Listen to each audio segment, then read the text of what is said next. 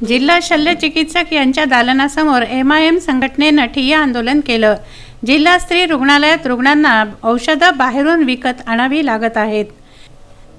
जिल्हा स्त्री रुग्णालयात उपचाराकरता गेलेल्या नातेवाईकांनी जिल्हा स्त्री रुग्णालय येथील प्रशासनाविषयी अनेक तक्रारी केल्या।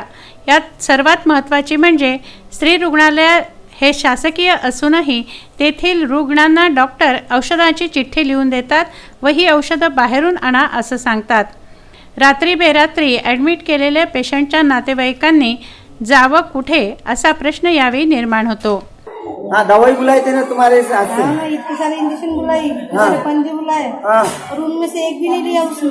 बीमारी हो भी गई, एक ही इंजेक्शन लगाई। जब मैंने सिस्टर बाकी सब रख दिया। हाँ, जब मैंने उसको डांटा तो सिस्टर इनको तो मेरे को 3 नंबर में जाके फेंक दिया, 1 नंबर वाले। डॉक्टर लोग फोन लगा रहे, भाई डिलीवरी हुई तो कहाँ गई भाई? 3 नंबर में ले जाके फेंक दिया। मनमानी कर रहे हो। 3 नंबर में जाके डाल दिया, फिर देखा भी नहीं। ये बच्चे का भी ले वैसे ऐसा हुआ, देखा भी नहीं। जाऊंगी भी नहीं यहाँ से छुट्टी लेके, पर उन दोनों को सुना के जरूर जाऊंगी। इतना पेट दुख रहा है, बच्चा बाहर आ रहा पर मेरे को पलंग पर नहीं लिटा रहे, पलंग पर भी नहीं लिटा रहे। एकीकडे शासन करोडो रुपये निधी आरोग्य विभागावर खर्च करत आहे, मग रुग्णालयातील औषधं कुठं गायब होतात याचा खुलासा MIM संघटनेने जिल्हा शल्य चिकित्सक यांच्या दालनासमोर बसून मागितला आहे। मैं सैयद मंसूर MIM से अक्सर इरविन डफरिन यहाँ आते जाते रहता हूँ, सेवाएं करते रहता हूँ। आज से 1 महीना पहले भी इनको जैसे नहीं दवाई बाहर से डॉक्टर लिख कर देते हैं।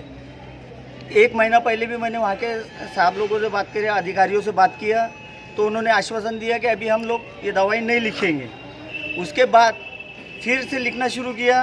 फिर मैंने एक तारीख को निवेदन दिया कि ये सरकारी दवाखाना है, यहाँ पर बाहर से दवाइयाँ क्यों बुलाई जा रही है। यहाँ सब घोर गरीब लोग आते, पूरे ज़िले के लोग आते, सभी समाज के लोग आते। फिर 1 तारीख को देने के बाद फिर 3 तारीख को गया मैं वहाँ, तो 3 तारीख को फिर कम से कम 20 से 25 पेशेंटों के पास में ऐसी यानी दवाइयों के बिल, दवाइयों की चिट्ठियाँ मिली। तो इसके कारण हम अभी CS साहब से मिलने के लिए आए। CS साहब को निवेदन किया ये मतलब है ये बंद किया जाए, ये भ्रष्टाचार बंद किया जाए। ये इसके आड़ में यही लग रहा है करोड़ों रुपए की निधि आ रही है। MS मैडम से बात किया तो MS मैडम बोलती है कि हमने पूरा कोठा बुला के रखा है, कोठे से ज़्यादा है हमारे पास में, पूरा स्टोर रूम में है। जब स्टोर रूम में है तो फिर वार्डों में क्यों नहीं पहुँच रहा है, पेशेंट तक के क्यों नहीं पहुँच रहा है। तो वही निवेदन लेकर आए थे। अभी 8 दिन का हम लोगों ने इनको टाइम दिया है। 8 दिन में अगर इन्होंने नहीं दिया तो इसका आश्वासन नहीं दिया, इसका पूरा निराकरण नहीं किया, ये भ्रष्टाचार ख़त्म नहीं किया तो हम 8 दिन के बाद में बहुत मोटा बड़े पैमाने पर मतलब एक धरना आंदोलन करेंगे और यही CS ऑफिस में आकर बैठ जाएंगे। MIM ने येथे निदर्शनं केली। जिल्हा स्त्री रुग्णालयात नातेवाईकांनी बाहेरून आणलेली औषधं तेथील परिचारिका गायब करतात असेही आरोप होत आहेत। नातेवाईकांशी तेथील स्टाफ अतिशय उद्धटपणे वागतो, तसंच सरकारची औषधं पुरवठा कुठे जातो याचा खुलासाही MIM संघटनेमार्फत मागितला गेला आहे।